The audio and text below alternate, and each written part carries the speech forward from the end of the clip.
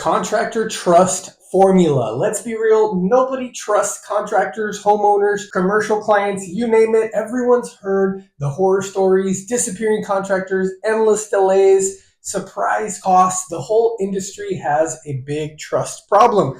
And that's exactly why you have a huge opportunity. Here's the good news. When everyone expects contractors to be sketchy, break promises, the ones who stand out are going to win. So entire million-dollar businesses have been built on being the contractor people can actually trust and count on, and the ones that do what they say they're going to do. So here at Handoff, we want you to win. And in this video, we're going to cover these 4 things, all things trust. We're going to go over the 5 things that drive trust. We're going to go over 4 commitments for a meeting that you need to make with yourself.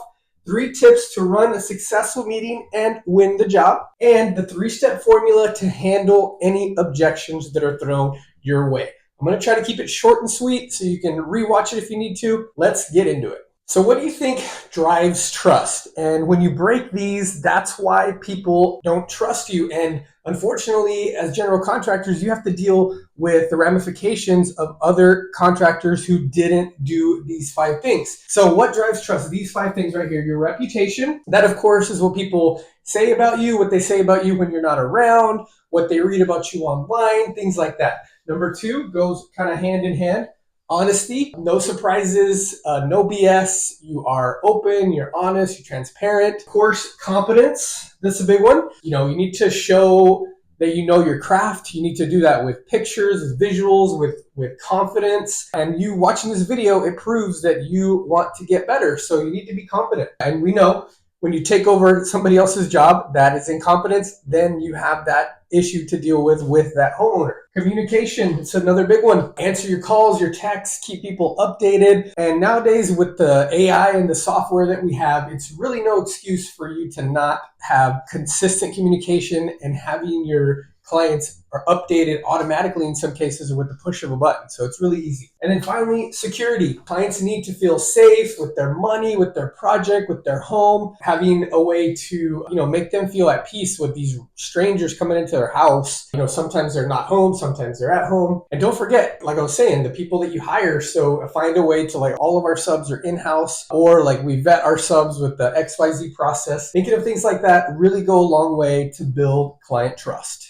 So remember these 5 things, but most importantly, trust starts before you even meet. So clean up your website, show testimonials, share your work online, and be active in your community, be active on your socials, because it's so easy to find people nowadays. It makes you look more professional, approachable, like a real person, and people buy from people who they know, like, and trust. Another good tip is to just do your homework before the meeting. Research your client just like they can find you. Try to find them. Ask them questions if you can. Research them a little bit so you maybe have a connection that you can kind of subtly bring up. They don't have to know that you were stalking them online. Of course, you're going to have an initial, call or text chain with them. So see what they care about, what challenges they're facing. Walking in prepared shows that you respect their time and you're serious about earning their trust. You're going to come off as more professional, relatable, likable, and who do people buy from? People that they know, like, and trust. Next, let's go over the 4 commitments that you need to make to yourself for every single meeting. If you're like me, you like to have little sayings or mental things that you tell yourself, like affirmations or something like that. And they really go a long way for your confidence and your ability to essentially close a sale. When you go into a home, you are trying to get that job. And so here's a framework that changed for me, and I think you'll find a lot of value in it. These are just 4 mental commitments that you need to make for yourself, and it'll help with not only your confidence and your ability to sell your services and yourself, but it's going to establish a lot of trust with the client. So number 1, you want to think to yourself, I am here to help, to add value, to show what I can do, how I can bring this vision to life, and not focus on just selling. Number 2, I won't talk about myself or business unless they ask. One of the best things in sales is to just be a listener. You let them talk as much as you can, then you just repeat back what they say in a different way.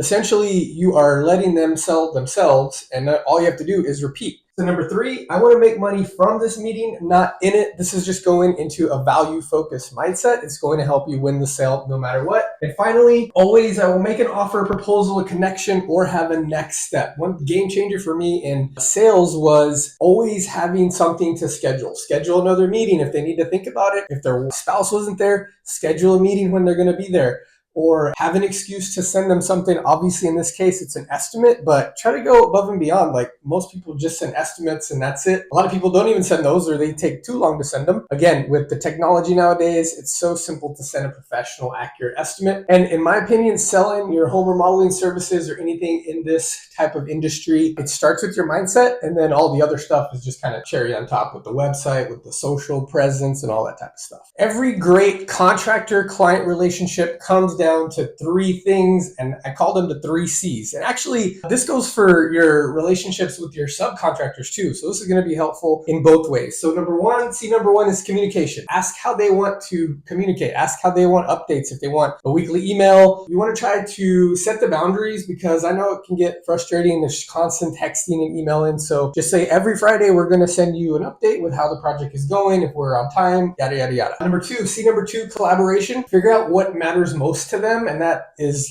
established in those beginning conversations and in that meeting that you're going to have when you win that job. So what's most important? Budget, time, quality of work, that communication, staying updated, all that type of stuff. Try not to offer all that up right away, because then you're going to end up over promising and under delivering. So let them tell you. And then finally, clear contracts. You can see why this is beneficial to your subcontractor relationship too. Spell everything out in plain English, and make sure to cover yourself in your contracts with the change orders, with, nowadays with materials and delays and all that type of stuff. You want to take it a step further, do a good job of managing your online reputation. Everyone's online, everyone's on social. Also try to stay in touch with your past clients. Use simple technology like client relationship management softwares to show that you're organized, you're transparent, you are on top of your game, and it'll help you win more referral business, which is, referrals are almost guaranteed sale, because you've already done all these things to establish a trust, and it's a lot easier to establish trust when it's coming up from a referral. And finally, we're going to talk about what makes people uncomfortable when it comes to the end of the meeting: objections. So clients are inevitably going to push back. So here's what you need to do. Just remember this simple formula: acknowledge, explain, and show. So for example, if they say, I've been burned before, I had a contractor sign a contract, gave him a deposit, blah, blah, blah. You need to acknowledge it. You can't start just talking about how good you are and that type of stuff. Acknowledge, I understand you've been burned before. That's why here at XYZ company, we do things differently. Here is our process for communication, for